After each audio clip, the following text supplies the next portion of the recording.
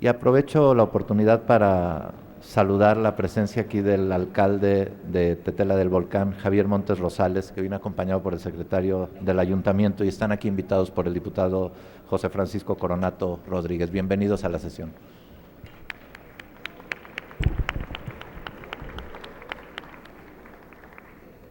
Adelante, diputado. Sí, gracias, presidente. Compañeros legisladores y legisladoras, el acuerdo de formato que aprobó esta Asamblea impide el ejercicio democrático del análisis. Por lo tanto, este se convierte en un acto de posicionamiento político de los grupos parlamentarios que demerita las atribuciones del Congreso de la Unión, que es un sistema representativo federal y republicano y que debería tener un sistema de pesos y contrapesos políticos para la viabilidad de un Estado democrático de derecho.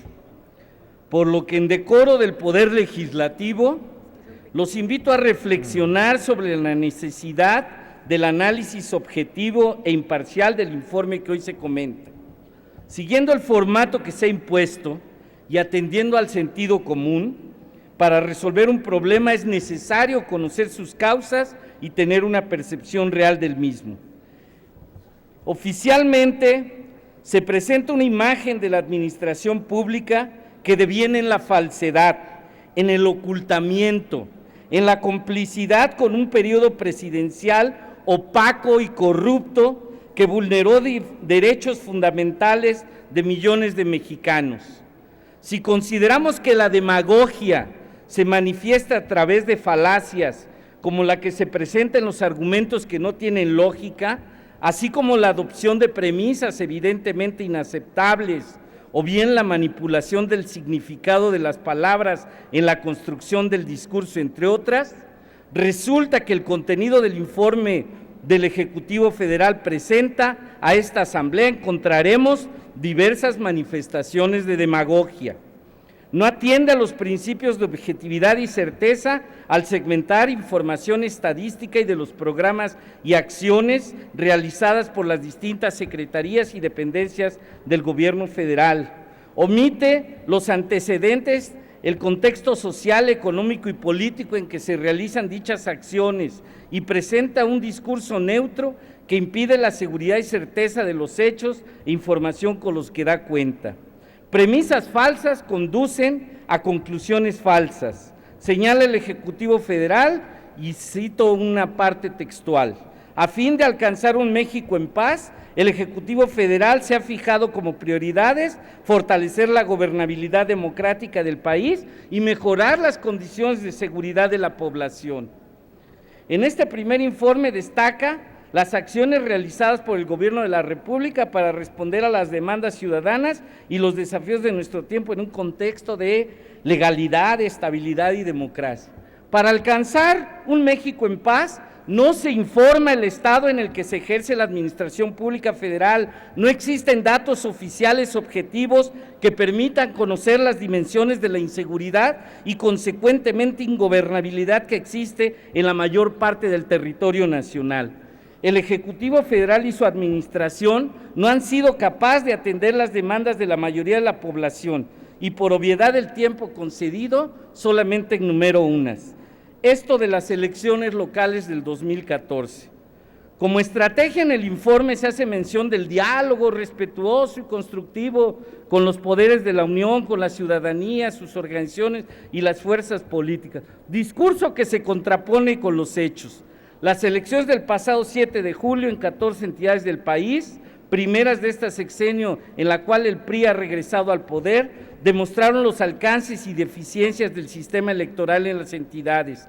Procesos electorales en los que permeó la ilegalidad e inequidad electoral desde la etapa de construcción de coaliciones hasta la calificación de cada una de ellas. Hablar de procesos democráticos en donde el control de la radio y televisión y periódicos de cobertura local y regional atienden a los intereses del gobernador o de caciques políticos locales y se constituyen en factor importante en el juego de la mentira que justifica la corrupción y la impunidad en las administraciones administraciones públicas estatales y municipales y que hacen propaganda electoral a través de entrevistas o noticias de campaña en abierta transgresión a disposiciones constitucionales.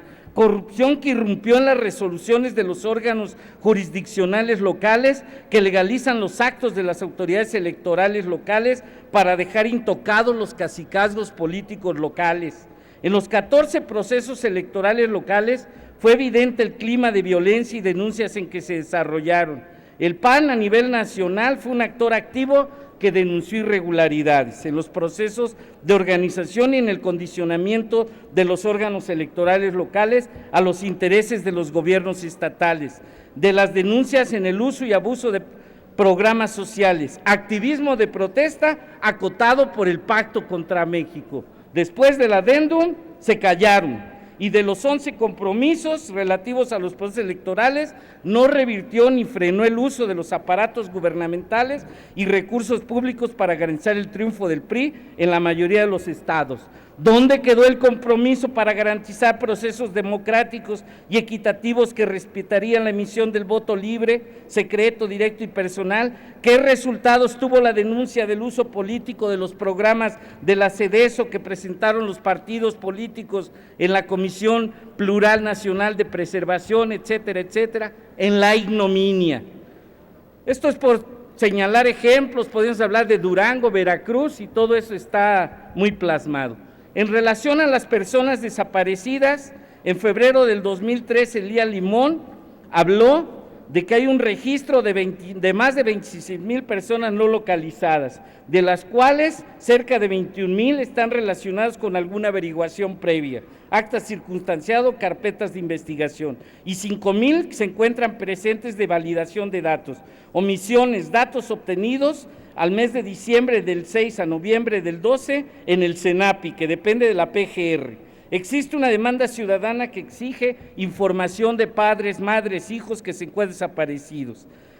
Esto obviamente pues no es posible cuando las víctimas del delito, sus familiares enfrentan ministerios públicos que atienden a un sistema de corrupción y complicidad con la delincuencia organizada, cuando son sujetos de vejaciones y violaciones a la dignidad humana.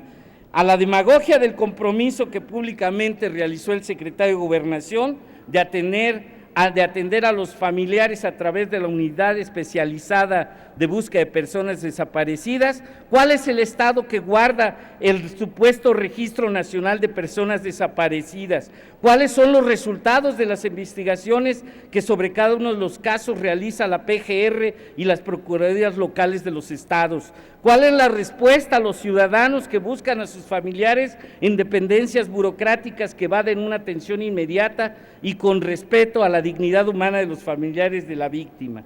En relación a los derechos humanos, el 15 de febrero Osorio Chong informó que los registros cuentan con un reporte de más de 70,000 muertos a consecuencia de la guerra contra el narco emprendida por Calderón.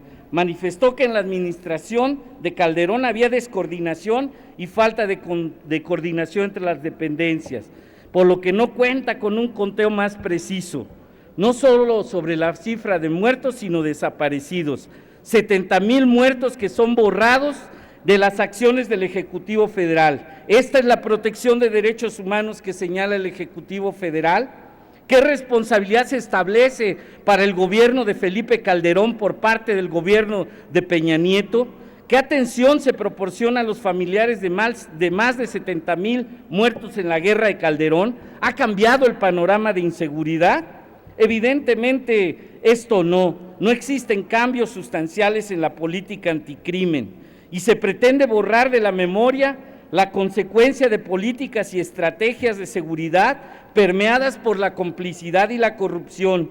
Quien omite manifestarse y ejercer acciones legales para determinar la responsabilidad de los responsables de las muertes de miles de mexicanos y mexicanas se convierte en cómplice. ¿Por qué el silencio ante esta masacre? ¿Por qué el silencio ante los más de 250,000 desplazados de la violencia en zonas y municipios controlados por la delincuencia organizada?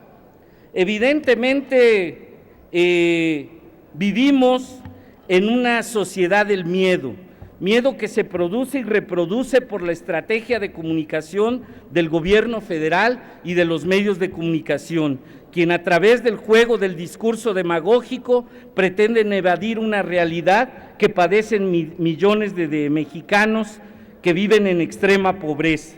Tan solo una encuesta de Mitofsky habla de que el 55%, esta es muy reciente, en el mes de mayo, sobre este tema, el 55% dejó de cargar mucho dinero, 53% dejó de usar joyas, 48% dejó salir de calle en la noche, 44% prohibió a los niños jugar en la calle, 39% dejó de cargar tarjeta de crédito y débito, 28% dejó de usar taxis y 25% dejó de visitar parientes o amigos. Y podríamos seguir dando datos. Cómo ha incrementado el miedo en la población. Esta es la percepción de la ciudadanía hace 3 meses, percepción del miedo que se ha pretendido modificar a través de la manipulación de la información en noticieros de radio y televisión, cuyo contenido queda sujeto a la consigna política y no a garantizar el acceso a la información señalado en el texto constitucional. La información manipulada, distorsionada, la inconformidad social que tacha a la delincuente a quien se inconforma con el status quo. Culmino, presidente. No ha sido capaz de romper la percepción en la falta de gobernabilidad y seguridad del ciudadano de a pie. Esta realidad es la que se debe confrontar con la información que presenta el presidente y cada una de sus secretarías y la PGR, con el objeto de asumir una postura crítica que reoriente las políticas públicas del Estado mexicano. La falsedad de una sociedad democrática, plural e incluyente, con un gobierno que no acredita su eficiencia administrativa, coludido con la corrupción en diferentes niveles, desde la presidencia de la República y en los procesos productivos a través de la entrega de los recursos y bienes nacionales a una oligarquía nacional e internacional, a cabo, no es la base para la implementación de políticas públicas que atienden el interés general. Seguiremos en esta tribuna exigiendo que se reoriente la política económica de un régimen que cada vez se pudre más y ocasiona estos resultados en la sociedad. Estaremos en la lucha de la defensa de la economía popular y el petróleo. Ya paramos el aumento en IVAs, en medicina y en alimentos, gracias a Andrés Manuel, y el 22 de septiembre a las 10 los esperamos a los patriotas a que estén en el Ángel de la Independencia marchando para parar las cargas tributarias en contra de las clases medias a cabo y de la privatización de la renta petrolera.